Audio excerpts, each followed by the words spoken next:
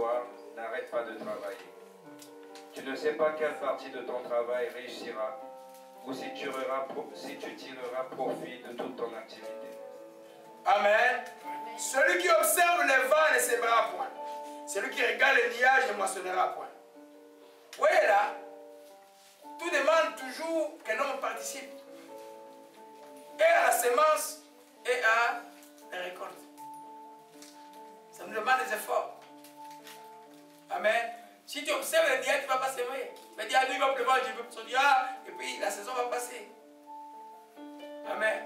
Ah, celui-là, bon, je dois faire assez de bien, je vais arrêter un peu de faire du bien. Et hein, c'est quelqu'un qui ne mérite pas qu'on le fasse du bien. Amen. Jésus enseigne de faire du bien à nos ennemis, est-ce qu'il mérite? Non. Mais c'est ton bien, c'est toi qui gardes ton... Tu apprends une leçon pendant qu'il va t'aider dans la vie, parce que faire du bien à son ennemi, c'est une grande école. Il n'y a que Jésus qui enseigne cela. Dans toutes les autres religions anciennes, la vengeance. Alléluia. Vous voyez qu'il dit, celui qui sème, observe les vents ne sèmera point, celui qui regarde les nuages ne moissonnera point. En d'autres termes, même pour semer là, hein, prenons les cas du travail. Si toi, tu travailles, tu vas gagner du fait beau, tu travailles jamais. Ces pays-là, si les gens attendaient qu'ils fassent beau pour travailler, les cas de pays n'existeraient pas. Qu'il neige, qu'il pleuve, les gens vont travailler. Parce qu'on sait que c'est après, c'est une forme de semence de travail parce que vous allez récolter après. Alléluia. Amen. Alors si toi tu observes toujours les... ah non, j'ai un peu mal à la tête. J'ai un peu ceci. Moi, chaque grippe, tu manques de travail, ça ne va pas. Si tu as ton propre business là, comment ton propre business est la grippe, et puis manque à chaque grippe, tu verras que ça va tomber. Les gens qui sont des affaires vont dire que la grippe, ils l'ont ignoré depuis longtemps. Parce que là, ça dépend de toi. Alléluia. Amen. Dans n'importe quel domaine que tu vas s'aimer, tu ne peux pas dire que non, mais là les conditions ne sont pas favorables. Il n'y a aucune condition favorable pour s'aimer. Bonne ou mauvaise condition, tu fais quoi? Tu sèmes.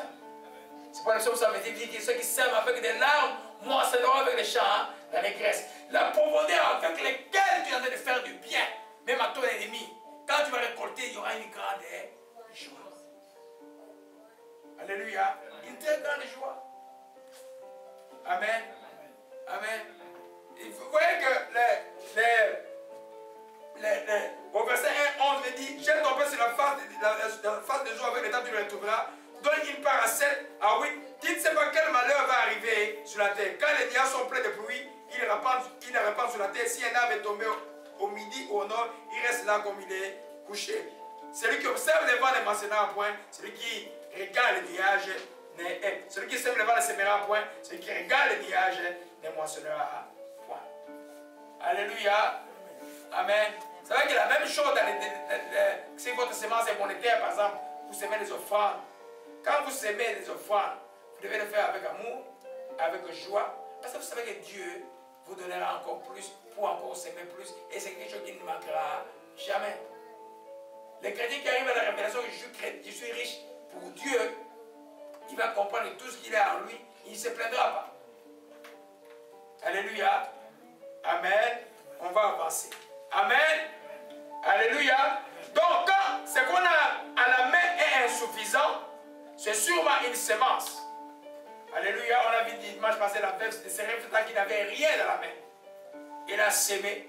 Il a nourri l'homme de Dieu. Et l'huile n'a plus jamais manqué. Vous voyez un peu les gens, parce que les gens croient que...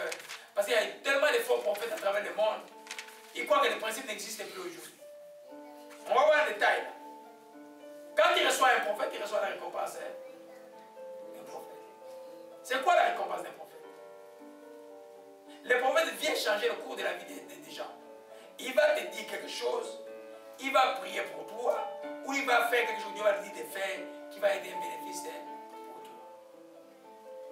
Alléluia. Amen.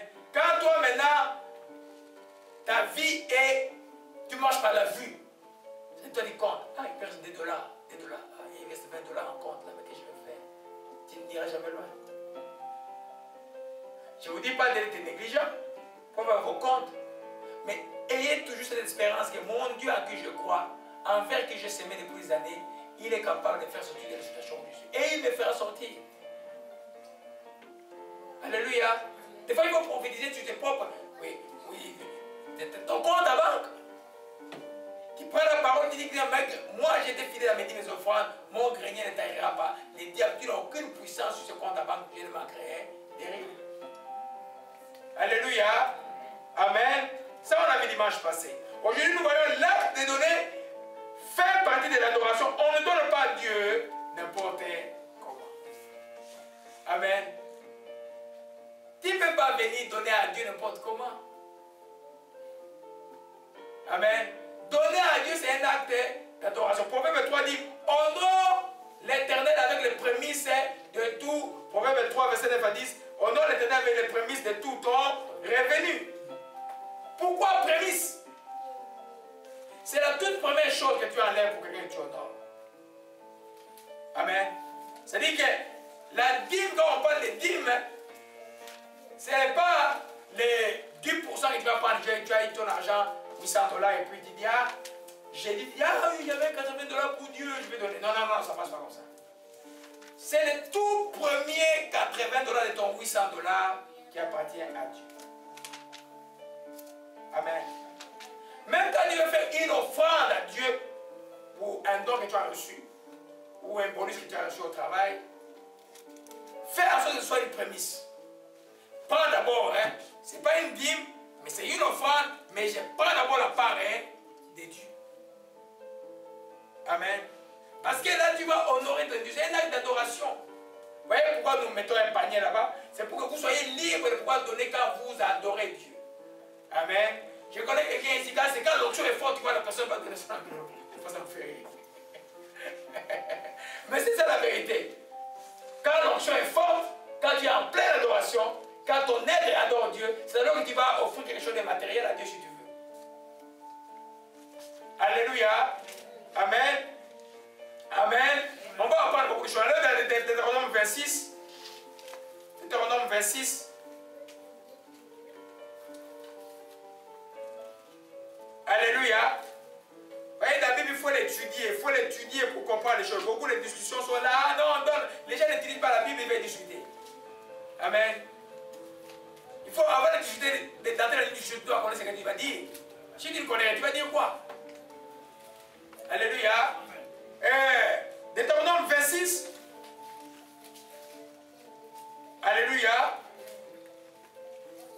Amen. Je vais juste vous rappeler que dans l'Ancien Testament, on ne venait pas avec une offrande comme ça là. Tu donnes. Tu dois avoir une parole dans ta bouche avant de déposer l'offrande. Cette parole disait ceci. Lorsque tu seras, verset 1, lorsque tu seras dans le pays de l'Éternel, ton Dieu te donne pour héritage, lorsque tu le posséderas, il sera établi. Tu prendras les prémices de tous les fruits que tu retireras du sol dans le pays que l'Éternel, ton Dieu, te donne. Tu les mettras dans une corbeille et tu iras au lieu que choisira l'Éternel, ton Dieu, pour y faire résider son nom. Tu te présenteras au sacrificateur alors en fonction. Tu lui diras, je déclare. On dit quoi? Je déclare. Toi, tu déclares. Amen. Aujourd'hui, je déclare aujourd'hui à l'Éternel, ton Dieu, dans le Dieu du sacrificateur, que je suis entré dans le pays que l'Éternel a juré à nos pères pour nous donner. Les sacrificateurs recevra la corbeille de ta main, la déposera devant l'autel de l'Éternel, et tu prendras encore la parole et tu diras, mon père était un araméen nomade, il est descendu en Égypte avec peu de gens, il y fixa son séjour, là il revient, il devient plutôt une nation grande, puissante et nombreuse. Les Égyptiens nous maltraitaient, nous opprimaient, ils nous soumirent à une dure servitude, nous criâmes à l'Éternel, Dieu de nos pères, l'Éternel entendit nos voix, il vit notre oppression, nos peines, nos misères, et l'Éternel nous fit sortir d'Égypte à main forte, à bras étendus, avec des prodiges, des terreurs, des signes et des miracles. Il nous a conduits dans ce lieu, il nous a donné ces pays où coule le lait et le miel. Maintenant, j'apporte les prémices des fruits du sol que tu m'as donné, ô Éternel. Tu les déposeras devant l'Éternel ton Dieu et tu te prosterneras devant l'Éternel ton Dieu. Vous comprenez comment on donne l'offrande? Amen. Oh Dieu, je fais 10 mois de chômage dans ce pays-là. c'est un pays étranger, où le racisme règne. Mais qui a fait de moi, prenons un docteur en médecine par exemple, qui a fait de moi un grand restaurateur, tu as fait de moi une grande enceinte, tu as fait de moi, tu m'as donné un travail où je peux nourrir ma famille. Je me souviens que, oh Seigneur, que par ta grâce, je suis sorti de ces problèmes-là. Je viens devant ton trône. Je viens t'honorer avec mon enfant. J'ai une fille à Toronto qui sait faire ça. Quand elle écrit son offrande, elle écrit toute une longue offrande, elle envoie par email, longue comme ça. Donc, elle est très structurée. Après, je me dis, mais pourquoi tu manques de foi? Regarde la prière, souviens-toi de la prière que tu as fait quand tu as envoyé ton offrande.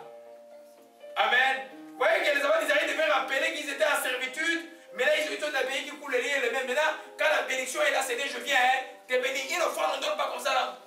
Non, c'est pas, il faut la préparer. Je ne parle pas des grosses ou des petites offrandes, je ne parle pas d'une offrande que tu veux donner à ton Dieu, tu vas honorer ton Dieu. Alléluia.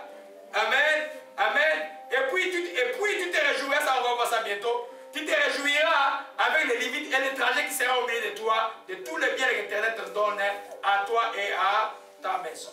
Alléluia. Amen. Alors nous voyons que avant de venir donner une offrande à Dieu, il faut préparer les cœurs. Amen. C'est-à-dire que ce n'est pas l'offrande qui est important. La valeur de l'offrande vient de celui qui l'offre. Si ton cœur à toi est pur devant Dieu, ton offrande sera agréée. Voyez un peu? Voilà. Allons un peu dans Matthieu 5. Rapidement, frère Jimmy. Matthieu 5, verset 23 à 24.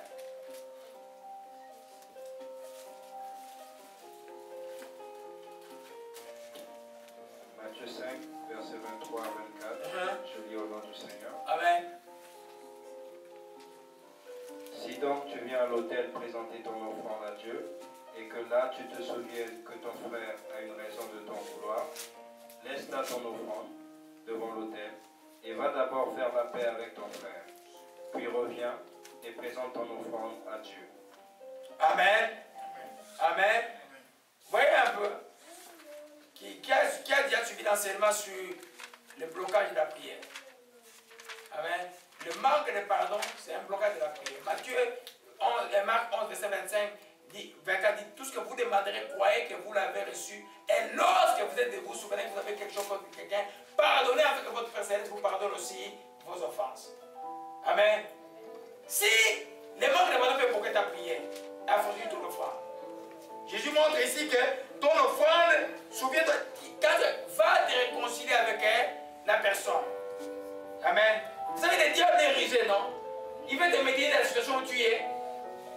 Tu vas offrir même 10 000 $ aujourd'hui, 20 000 $ aujourd'hui, là. Si tu n'as pas pardonné hier, là, ça ne profite pas. Alléluia. Tu vas te réconcilier. Et puis tu viens offrir.